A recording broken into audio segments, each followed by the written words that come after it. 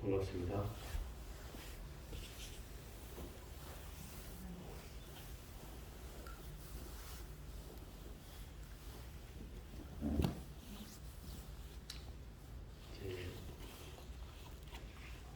이제 온각경을 수업을 하고 있어서 여기서 진도를 나가기는 쉽지는 않고, 그래서 이제 중요하게 온각경을 이해하는 데서 필요한 그 내용을 좀 요약해서 한번 여러분들한테 말씀을 들려주는 시간으로 해볼까 합니다.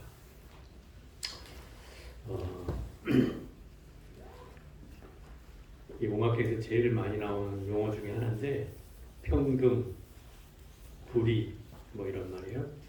온각이라는 말도 많이 나오지만 오늘은 이제 이 불이에 대해서 한번 설명을 해보려고요. 불이라고 하는 말은 둘이 아니다 이런 뜻이에요. 둘이 아니다. 거기다 또 하나를 더 쓴다면 평등불이다 이렇게 얘기를 해요. 평등이라고 하는 말은 요즘 말로 치면은 세속에서는 남녀가 평등하고 차별하지 않는 걸 평등하다고 얘기하잖아요. 근데 불교에서 평등은 물론 차별하지 않기도 하지만 부처님과 중생이 평등하다는 거예요. 부처님과 중생이 왜 평등해요? 부처님과 중생은 성품으로서 평등하다는 거예요. 그 성품이 뭐예요? 부처님의 성품에도 불성이 있고 중생의 성품에도 불성이 있다는 거죠. 그것이 있기 때문에 성품이 평등하다고 하는 거예요. 그러니까 불교에서 평등은 근원적인 평등을 말하는 거예요. 형상의 차별을 말하는 게 아니고요. 남녀 차별은 형상에 대한 차별이잖아요. 성비에 대한 차별이기도 하지만 이 성품에 대한 차별을 얘기하는 게 바로 성품에 대한 평등을 얘기하는 게 불교적 평등이다 이 말이에요. 그럼 그게 둘이 아니라고 하는 얘기는 이런 얘기죠. 부처와 중생이 둘이 아니다. 이 말은 수도 없이 들어봤죠? 그죠? 부처와 중생이 둘이 아니다. 왜 둘이 아니에요? 평등하기 때문에 그런 거예요. 성품이 평등하기 때문에 둘이 아닌 거예요. 예를 들어서 여기에 앉아 계신 부처님과 여러분과는 형상이 다르잖아요. 그럼 차별이 있는 거죠. 그죠? 차별이 있어요. 엄격하게 부처님은 저 위에 앉아 계시고 우리의 절을 받으시는 분이니까 다르죠. 그런데 왜 차별이 없다고 하느냐, 왜 평등하다고 하느냐면 결국 중생의 경계로 보면 차별이 있어요. 부처님의 경계는 저 위에 앉아서 우리 절을 받고 있고 나는 그 절을 하는 사람이니 그 경계에는 차별이 있지만 깨달음이라는 경계에서 보면 저 부처님과 중생의 경계가 나뉘어지지 않는다는 거예요. 똑같다는 거예요. 여기서부터 출발해요, 불교는. 또 이 원각경에서 바로 이런 내용을 설명하고 있는 경전이에요. 그래서 이 원각경을 이해하려면 이 부분을 이해하지 않고는 절대 이해가 될 수가 없어요. 이거를 한번 빗대서 한번 얘기해 볼게요. 원각이라고 하는 말은 뭐예요? 부처님이 완벽한 깨달음을 원각이라고 해요. 네? 부처님이 완벽한 깨달음을 원각이라고 해요. 그러면 원각은 제가 예전에도 한번 설명을 드렸는데 아는 분들 계시겠지만 시각과 본각으로 나눈다 그랬어요. 그죠? 시각은 비로소 시자인데 비로소 깨달음을 얻었다 이런 뜻이에요. 누가? 깨달음 얻은 사람이 누구예요? 부처님이죠. 부처님이 깨달음 얻은 사람이에요. 그죠? 본각은 깨달음을 갖추고는 있으나 아직 깨달음을 얻지 못한 사람. 그럼 누구예요? 중생이죠.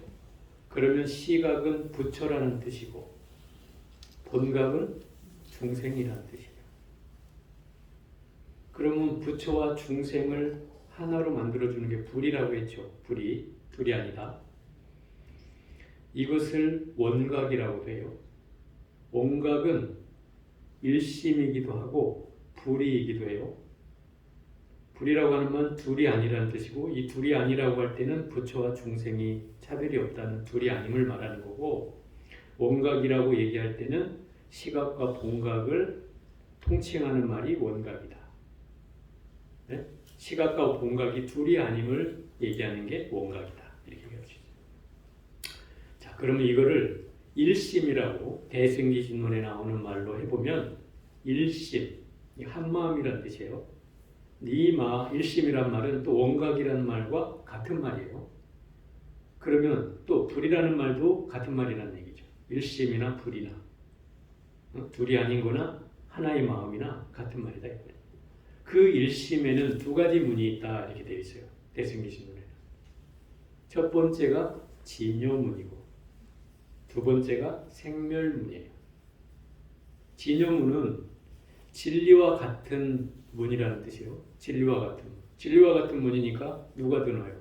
깨달은 자가 드나드는 문이다 이 말이에요. 그래서 여기가 부처의 세계를 말해요. 금방 얘기한 시각이며 부처의 세계이며, 그죠? 그러면서 진요문이다. 이게 같은 의미예요. 그리고 생멸문은 나고 죽는 문이에요. 나고 죽는 문을 누가 드나들어요? 중생들이 드나들죠.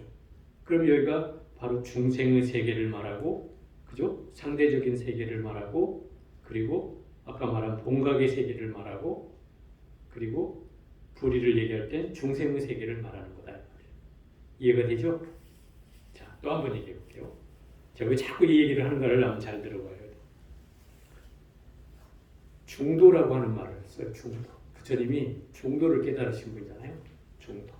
중도는 바른 길이라는 뜻이기도 하고, 우리 그냥 가운데 중자를 쓰니까 사람들이 어중간한 중간길을 말하는 거 아닌가 이렇게 얘기하지만, 사실은 이 중이라는 글자는 적중한다는 길이에요. 적중은 뭐예요? 딱 맞아 떨어지는 걸 말해요. 우리가 화살 백발백중 할 때 적중했다 이러잖아요. 그 말처럼 딱 맞아 떨어지는 수행 방법을 말하는 거예요. 그럼 중도라고 하는 말에는 공이라고 하는 말과 가라고 하는 말이 들어가요. 네? 그 두 가지로 나누면 중도를 두 가지로 나누면 공과 가로 나눈다. 가라는 건 거짓 가짜예요. 빌릴 가짜, 임시 가짜 이렇게 써요. 그러면 공이라고 하는 건 뭐예요? 텅 비어 있다는 거예요. 왜 텅 비어 있어요? 여러분은 여기 존재하는데 왜 텅 비어 있다고 하죠? 네? 이 진리의 세계는 진리의 세계에서 보면 진리의 세계에서 보면 여러분은 영원불멸한 존재가 아니죠. 그죠? 영원불멸한 존재가 아니니까 잠시 있다가 사라지는 존재죠. 그죠? 잠시 있다 사라지는 존재.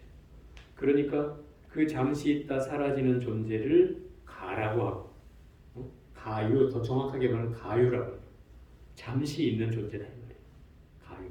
그리고 영원불멸한 것을 공이라고 한다. 텅 비어 있는 걸 공이라 한다. 그 두 가지 경계를 떠나는 것을, 초월하는 것을 뭐라 한다? 중도라 한다. 그러면 지금까지의 얘기가 이 얘기예요. 중도는 뭐하고 같아요? 일심하고 같고, 또 부처와 중생이라고 하는 걸 얘기할 때 불의와 같고, 그죠? 시각과 본각을 얘기할 때 원각과 같다. 이해가 돼요? 이것은 지금 얘기한 원각과 불의와 또 일심과 중도는 같은 말이다. 네? 이건 깨달음을 얻은 사람이 얻는 길이에요. 그죠? 가장 핵심적인 거예요. 깨달음이 얻은 사람이 가는 길이 바로 여기에요. 근데 이 경계가 두 개로 나눠진다 이 말이에요. 왜 두 개로 나눠져요? 중생의 경계에서 보니 두 개로 나눠지는 거예요. 그래 중생의 경계에서 보니 부처님이 따로 있고 중생이 따로 있다 이 말이에요. 그 부처와 중생이 나눠져. 또 깨달은 사람이 있고 깨닫지 못한 사람이 있어. 시각과 본각으로 나눠져. 또 진리의 세계에 든 사람이 있고 진리의 세계에 들지 못하고 생멸문을 헤매는 사람이 있어. 그 진여문과 생멸문을 나눠져. 그죠? 당연히 부처와 중생으로 나눠지고 시각과 본각으로 나눠지고 진여와 생멸로 나눠지고 이거는 중생의 세계예요. 그죠? 중생의 세계에서 보니 두 가지가 분별되는 거예요. 그러면 결국 이 두 가지 세계라고 하는 것은 상대적 세계이고 차별적 세계예요. 우리 중생 경계에는 다 차별이 있어요. 그죠? 왜 차별이 있어요? 성품에는 차별이 없으나 뭐에 차별이 있다고 했어요? 근기에 차별이 있는 거예요. 근기에.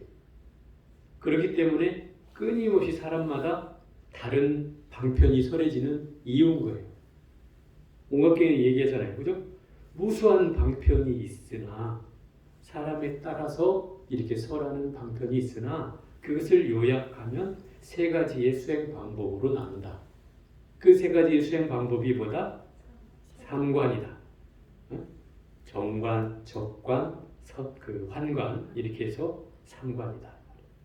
그 세 가지를 요약한다. 그거를 또 25가지 단계로 닦는 방법을 설명해 놨어요. 온갖교회에서 25가지 방법. 그 25가지 방법이 나온 이유는 단수라는 것은 하나의 수행 체계로 예를 들어서 뭐 사마타, 삼마발제, 선나라고 하는 각각의 수행 방법으로 홀로 수행하는 것을 단수 그래요. 하나로만 수행한다 이 말이에요. 그러니까 사마타는 사마타대로, 삼마발제는 삼마발제대로, 선나는 선나대로 하나씩만 설하면 이걸 단수라고 하고 하나씩만 수행하는 걸 단수. 그다음에 복수의 방법이 21가지가 있어요. 복수의 방법으로. 복수는 2가지 이상으로 담는다 이 말이에요. 2가지 이상으로. 그리고 복수하면은 홀수 이상인 걸 2개 이상인 걸 복수라고 하잖아요. 그죠? 그 얘기가 여기도 고스란히 써 있어요. 온갖교회가. 그러면 2가지나 3가지 그것을 혼용해서 이렇게 닦는 것을 복수라 그래요. 어떤 경우에는 2가지를 닦고 어떤 경우는 3가지를 닦는데 그 차별이 있어요. 선과 후가 있고 동시에 닦는 게 있고 이렇게 해서 그 21가지가 존재하는데 첫 번째는 정관을 중심으로 해서 다른 수행과 같이 병행하는 7가지를 정관에 따른 7륜이라고 17개 바퀴다 이렇게 얘기해요. 정관에 의해서 행해지는 7개 바퀴. 두 번째는 환관에 의해서 설해지는 또 7륜이 있어요. 환관이 중심이 돼서. 그래서 환관에 의한 7륜이다 이렇게 해요. 마지막으로 정멸관 또는 적관에 의해서 중심이 돼서 수행을 닦는 정멸관 7륜이 있어요. 7개 바퀴. 이렇게 하면 3가지 단수 3개에다가 복수로 생해진 21개를 합치면 몇 개예요? 24개죠. 그 마지막이 25번째가 뭐예요? 원수라고 하는 거예요. 원수. 이건 복수를 넘어서 완벽한 수행을 하는 걸 말해요. 이 3가지를 완벽하게 수행하는 거. 그게 원수예요. 이 원수를 닦으면 뭐를 얻는다? 구경열반을 얻는다. 이렇게 돼 있어요. 구경열반이라는 것은 궁극의 깨달음을 얻는다는 거예요. 이 깨달음을 얻으면 뭐가 되는 거예요? 부처님 되는 거예요. 그대로 부처와 똑같아져. 그럼 뭘 닦아야 돼요? 네? 원수를 닦아야 되겠지. 너와 너의 원수 이런 게 아니고 완벽하게 둥근 원만한 이 3가지 방법을 완벽하게 닦아내면 구경열반을 얻는다고 했어요. 물론 이렇다고 해서 25가지 방법이 있다고 해서 원수가 최상의 수행 방법인 건 맞지만 그렇다고 하나씩만 수행한다고 해서 깨달음을 얻지 못하는 건 아니다 이 말인 거예요. 하나를 닦아도 깨달음을 얻을 수 있다. 그런데 이 하나가 24가지에 다 통한다 이 말인 거죠. 다 통해. 하나만 제대로. 원래 수행이라는 게 그렇잖아요. 뭐 비파사나를 하든 가나선을 하든 그죠? 어떤 방법으로 하든 깨달음을 얻는 방법이니 그것을 열심히 해가다 보면 만나는 지점이 있다 이 말이죠. 그런 걸 말하는 거예요. 왜냐하면 그 사마타 수행은 개를 수행하는 청정한 수행이라고 했잖아요. 오용락을 다스리고 그 다음에 삼마발체 수행은 환관이라고 해서 뭐를 다스려요?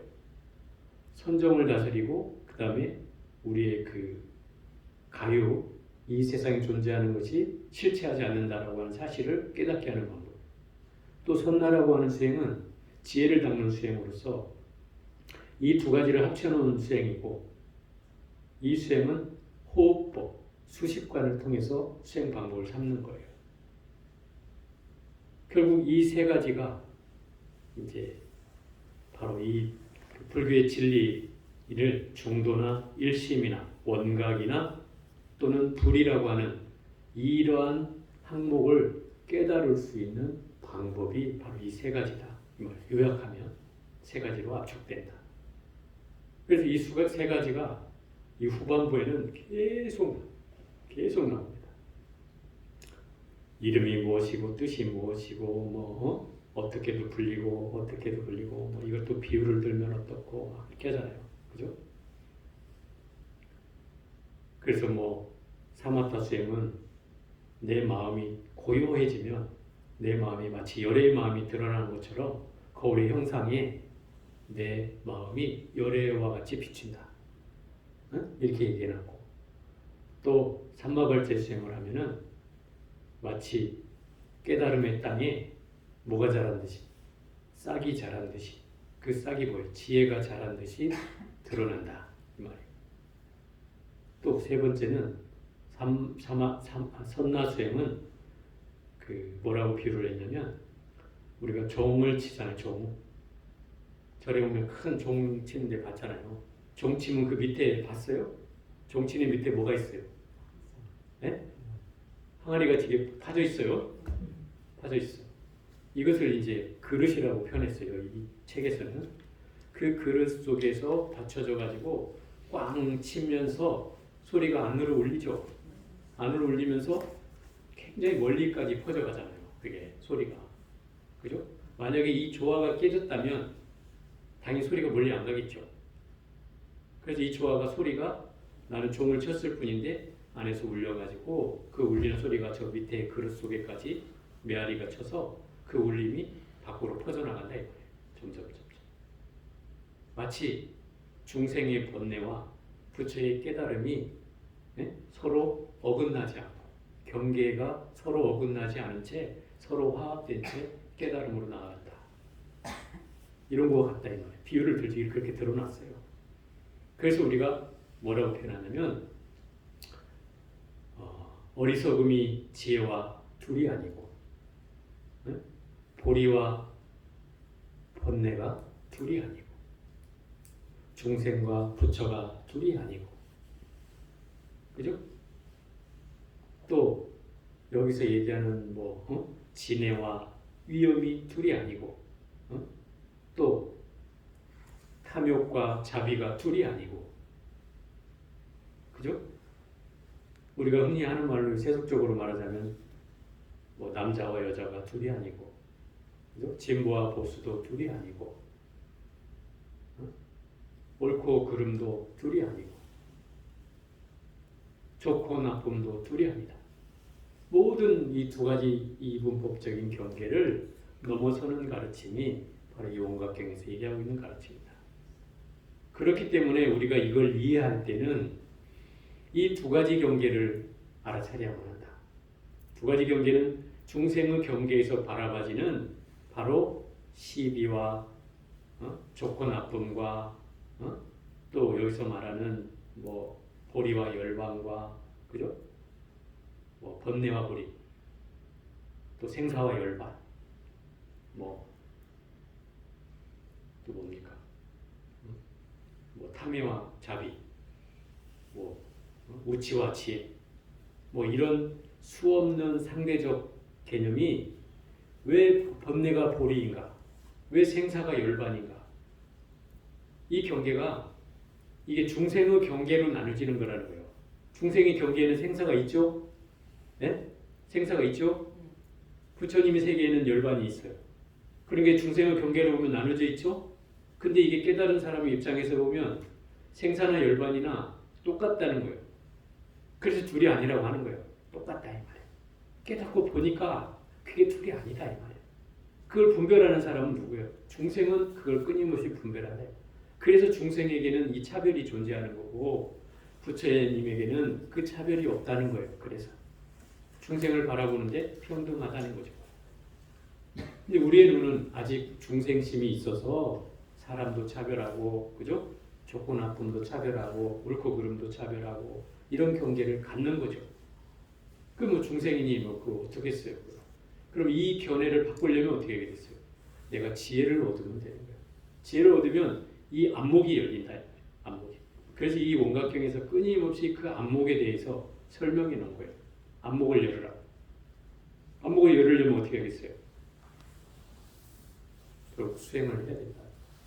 그 삼관 수행을 해서 끊임없이 내 스스로의 부족함을 드러내고 또 그걸 자꾸 닦아서 뭔가 제대로 볼 수 있는 안목을 열으면 거기에서 지혜는 저절로 얻어진다.